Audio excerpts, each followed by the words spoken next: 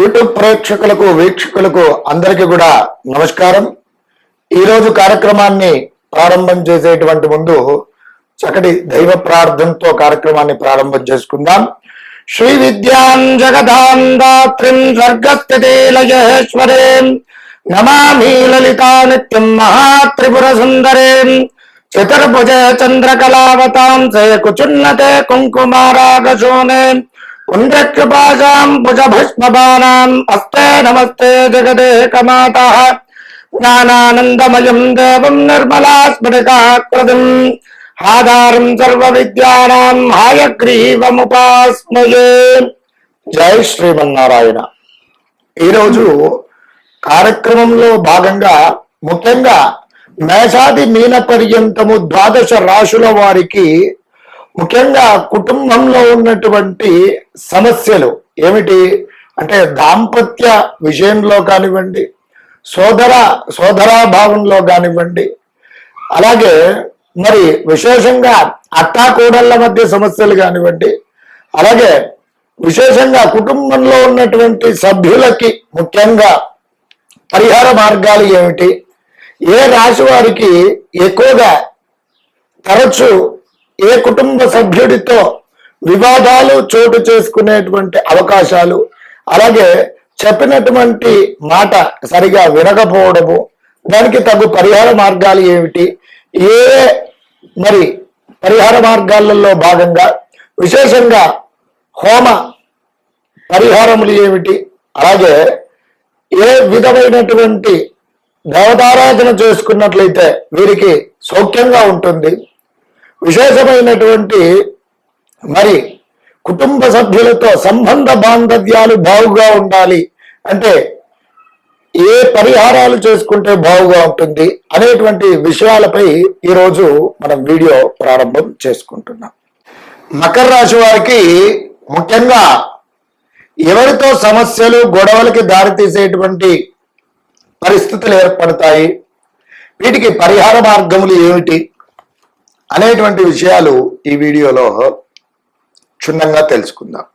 మరి మకర రాశి వారు ఏ నక్షత్రాల వారు అవుతున్నారయ్యా అంటే ఉత్తరాషాఢ నక్షత్రం 2, 3, 4 పాదములు, శ్రవణ నక్షత్రం 1, 2, 3, 4 పాదములు, ధనిష్ట నక్షత్రం 1, 2 పాదముల వారు కలిసి ఏమిటి మకర రాశి వారు అవుతున్నారు.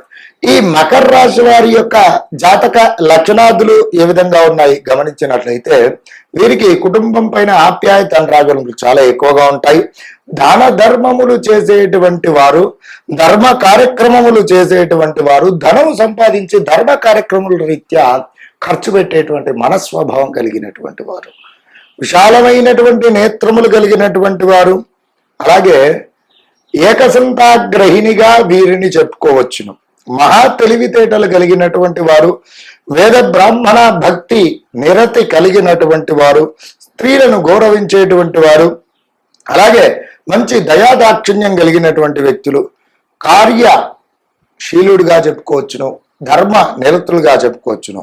అలాగే మరి పెద్దలను గౌరవించేటువంటి వాడు, తల్లిదండ్రులను గురువులను పూజించేటువంటి వారు, పెద్ద పెద్ద వారిచే అనేకమైనటువంటి సత్కార్యములు పొందేటువంటి వాడు, మంచి ఘన సన్మానములు పొందేటువంటి వారు, హితముగా మృదు మధురముగా పూజించేటువంటి మాట్లాడేటువంటి వారు ఈ మకర రాశి వారు అని చెప్పి చెప్పుకోవచ్చును.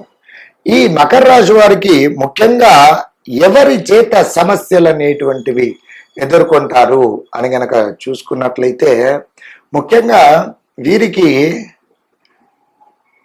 ధర్మ కార్యక్రమములు చేయటం పూర్వకంగా ఇంట్లో ఉన్నటువంటి వాళ్ళతో సోదరంతో కానివ్వండి, భార్యాపుత్రికాదులతో కానివ్వండి, తల్లిదండ్రులతో కానివ్వండి, వీరికి ముఖ్యంగా వీరి యొక్క లక్షణం ఏమిటంటే ధర్మ కార్యక్రమాల రీత్యా, ధార్మిక కార్యక్రమాల రీత్యా, సేవా కార్యక్రమాల రీత్యా వీరికి ఎప్పుడూ తరచుగా ఏమిటి దాన ధర్మములు చేసేటువంటి వారు కావున ముఖ్యంగా ఇంట్లో ఉన్నటువంటి వాళ్ళతో, భార్యాపుత్రికాదులతో, ముఖ్యంగా తల్లిదండ్రులతో, సోదరులతో వీరికి గొడవలు వచ్చేటువంటి అవకాశాలు ఉన్నాయి. కాబట్టి ఈ విషయాలలో ముఖ్యంగా ఆర్థికపరమైనటువంటి విషయాల రీత్యా వీరు ఖచ్చితంగా తగు జాగ్రత్త తీసుకొని మన ఇంట్లో మనకున్నటువంటి స్తోమత రీత్యా కానివ్వండి, మనకున్నటువంటి ఆర్థిక పరమైనటువంటి విషయాల్లో ఉన్నటువంటి అవగాహన రీత్యా కానివ్వండి, మన లోటుపాట్లు చూసుకొని దాన ధర్మ సేవా కార్యక్రమములు చేసినట్లయితే ఈ మకర రాశి వారు ఈ సమస్య నుండి తప్పకుండా బయటపడతారు. అలాగే స్నేహితుల పూర్వకంగా కానివ్వండి, ఆర్థిక పరమైనటువంటి విషయాల్లో అత్యంత జాగ్రత్త తగు అవసరం అని చెప్పి ముఖ్యంగా చెప్పుకోవచ్చును. మరి ఈ విషయాలు జాగ్రత్తగా అనుసరించి మీరు ప్రణాళికాబద్ధంగా చేసుకున్నట్లయితే మీకు ఉత్తమమైనటువంటి పరిస్థితులు కలుగుతాయి.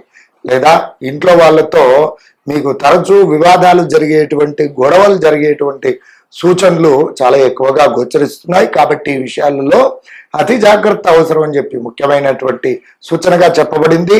మకర రాశి వారికి రాశినాథుడు శనేశ్వరుడు భగవానుడు. మరి ఈయన ప్రాణకారకుడు. అలాగే ముఖ్యంగా ఈయనను అనుగ్రహం చేసుకున్నట్లయితే మీకు ఆర్థికపరమైనటువంటి విషయాలు కానివ్వండి, అనారోగ్య సమస్యలు కానివ్వండి, ముఖ్యంగా వివిధ రకాలైనటువంటి ప్రమాదములు జరగకుండా ఉండడానికి, గొడవలకు దారితీసేటువంటి పరిస్థితులు కలగకుండా ఉండడానికి శనీశ్వరుడు భగవానుడు మీకు తప్పగా దోహదపడతాడు. కాబట్టి ఈ మకర రాశి వారు ఎవరైతే ఉన్నారో ప్రతి శనివారము శనికి 9 శనివారములు తైలాభిషేకం నిర్వహించండి. శనేశ్వర గ్రహ ధ్యాన శ్లోకం పఠించండి. శనివారం నీలి రంగు గల దుస్తులు ధరించండి. ఒక శనివారం రోజున శనికి తైలాభిషేకం చేపించి చక్కగా కేజింబావు నల్ల నువ్వులు, నల్లటి వస్త్రము, బెల్లము, ఇనప మేకు ఇవన్నీ కూడా చక్కటి బ్రాహ్మణోత్తముడికి సంకల్పపూర్వకంగా దానం చేయండి.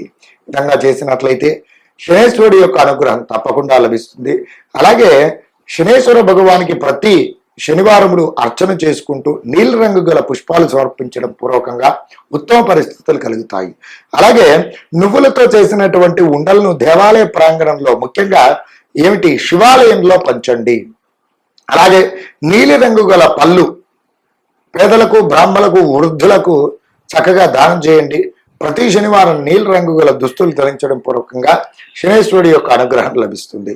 అలాగే ఒకసారి మహన్యాసపూర్వక రుద్రాభిషేకం శనికి మరి ఏమిటి శనేశ్వరుడు భగవానికి ఏమిటి తైలాభిషేకం నిర్వహించి శనివారం రోజున ప్రదోష కాలంలో చక్కగా మహన్యాసపూర్వక రుద్రాభిషేకం చేపించి శివుడికి కూడా తైలాభిషేకం నిర్వహించినట్లయితే వివిధ రకాలైనటువంటి ఆటంకములు కానివ్వండి, ప్రమాదములు కానివ్వండి, గొడవలు కానివ్వండి, వీటికి దారితీసేటువంటి పరిస్థితుల నుండి తప్పకుండా ఉపశమనం లభిస్తుంది. అలాగే శనివారం రోజున ఒకసారి బిల్వ పత్రములతో, మారేడు పత్రములతో చక్కగా మరి రుద్ర హోమం జరిపించినట్లయితే మీకు తప్పకుండా యోగకారకమైనటువంటి పరిస్థితులు కలుగుతాయి. అలాగే ఈ మకర రాశి వారు ప్రతినిత్యం కూడా అనుసంధించవలసినటువంటి నామజపం గనక చూసుకున్నట్లయితే ఓం వత్సరాయ నమః అనేటువంటి నామాన్ని ప్రతినిత్యము కూడా 27 సార్లు పఠించినట్లయితే ఉత్తమోత్తమైనటువంటి పరిస్థితి తప్పకుండా పొందుతారు.